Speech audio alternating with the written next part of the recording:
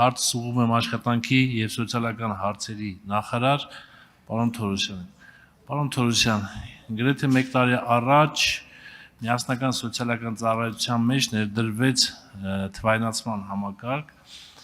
ավտոմատացված համակարգ, երբ նպաստառուների ու բոլորի այդ ստատուսները որոշվում է արդեն թվային ալգորիթմների միջոցով եւ վերջին ժամանակներս քաղաքացիների հետ հանդիպման ժամանակ, հատկապես քարոզարշավի ժամանակ, հիմնական խնդիրը քաղաքացիները այս թեման էին բարձրացնում, մոտ 90%-ով, որքանով գիտեմ, գուցե սխալվում եմ, նպաստառուների թիվը նվազել է Սյունիքի մարզում եւ նաեւ գիտեմ, որ այդ թվային կարգավորումները որոշակի խնդիրներ ունեն եւ հարցս հետեւյալումն է, արդյոք պատրաստվում է որոշակի ճշգրտումներ անել, այդ պիլոտային ծրագիրը շարունակել նաեւ Հայաստանի ողջ տարածքում եւ արդյոք կարգավորվել են այն խնդիրները, որոնք առկա են, օրինակ բողոքարկման վարույթները ընդհանրապես իրականացնել հնարավոր չէր այս թվային կարգավորումների պայմաններում։ Շնորհակալություն, պարոն Խաչատրյան։ Մենք անցյալ տարվա մարտ ամսից երկու մարզերում փորձարկել ենք անապահովության նոր համակարգը, հատուկ ենք սկսել քիչ թվով մարզերից, որպեսզի ընթացքում ծագած խնդիրները վերհանենք եւ շտկելով նոր միայն տարածենք ամբողջ երկրի վրա եւ նախորդ կառավարության նիստին մենք արդեն վերհանված գրեթե բոլոր խնդիրները մինչ օրս առնվազն վերհանված խնդիրները փորձել ենք ուղղել կառավարության որոշման փոփոխություններով եւ հուլիսի 1-ից այդ համակարգը սկսելու է գործել նաեւ մնացած մյուս մարզերում եւ Երևան քաղաքում, այդ թվում նաեւ Կոտայքում եւ Սյունիքում էլ արդեն շտկված տարբերակով։ Համակարգը ինքնին իհարկե վերջնական որոշումներ կայացնում է թվային մոդուլով, բայց այնպես չէ, որ այդ թվային մոդուլը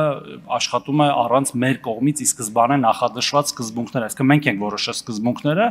պարզապես համակարգը նախագծել ենք այնպես, որ որևէ պետական պաշտոնյա որոշման կայացման վրա ազդեցություն չունենա տարբեր պատճառներով։ Առաջինը, որովհետև կարծում ենք, որ դա արդյունավետ է ընդհանրապես մեր թվային համակարգերի ներդրումը պետք է բոլոր տեղերում տեղի ունենա, այդ թվում մեր ոլորտում։ Երկրորդը, որպեսզի խուսափեն կոռուպցիոն տարբեր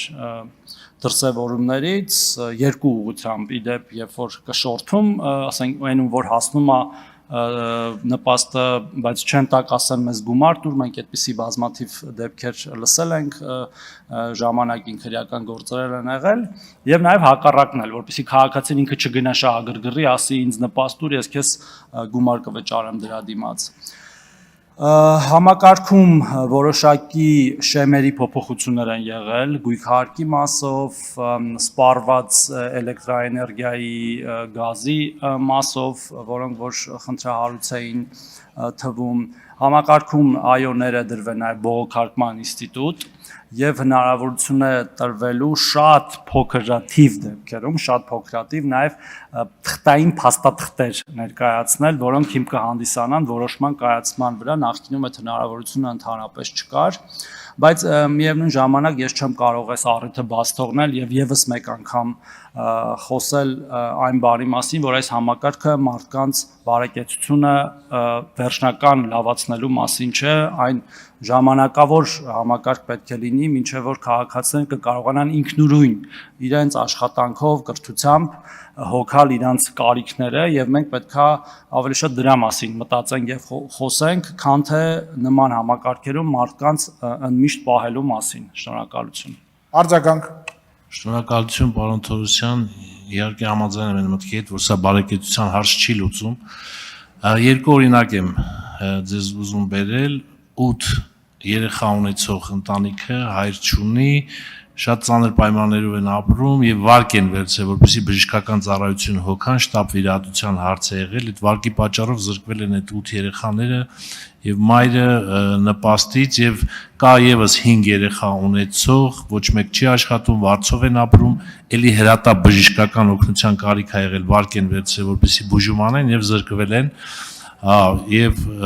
հուսով եմ, որ այս ծրագրատեխնիկական լուծման մեջ այս խնդիրներն են արդեն լուծված կլինեն։ Շնորհակալություն։ Շնորհակալություն պարոն Խաչատրյան, մենք արդեն իսկ այդ մասով կարգավորումներ փոխել ենք, դրանք արձանագրված խնդիրներից մի քանիսն են եղել եւ ինքնուրույն վարկ վերցրած քաղաքացիների մասին եւ երաշխավոր կանգնած քաղաքացիների մասով դրել ենք սահմանաչափեր, եթե վարկը չի գերազանցում 10 միլիոն դրամը եւ եթե վաղեմությունը արդեն անցել է 3 տարուց, այդ ժամանակ դրանք բացառող գործոն չեն համարվի, այսինքն քաղաքացիների դիմումը այդ դեպքում բացառող գործոնով ավտոմատ չի մերժվի, նա կարող է մերժել այլ բացառող գործոններով, այնտեղ գույքարկի չափ կա, այլ պարամետրեր կան, բայց այս հանգամանքը արդեն հաշվի առնված նոր համակարգով եւ ձեր նշած ընտանիքները, եթե համարում են, որ իրենք ընկնում են այս նոր փոփոխությունից, կարող են նորից դիմել, այստեղ սահմանափակում չկա դիմելու թվի եւ հնարավոր է, որ իրենց նշանակվի եւ արդյոք օգտագործելով եւս մեկ անգամ ուզում եմ ասել, որ այս նոր համակարգում ի տարբերություն նախկինի նպաստների չափերը շատ խելամիտ եւ adekvat են ընտանիքների չափին եւ նրանց կարիքներին եւ առավելագույն չափը 280,000 դրամ է, իսկ միջինը 85,000 դրամ։ Շնորհակալություն։ Շնորհակալություն, պարոն Թորոսյան։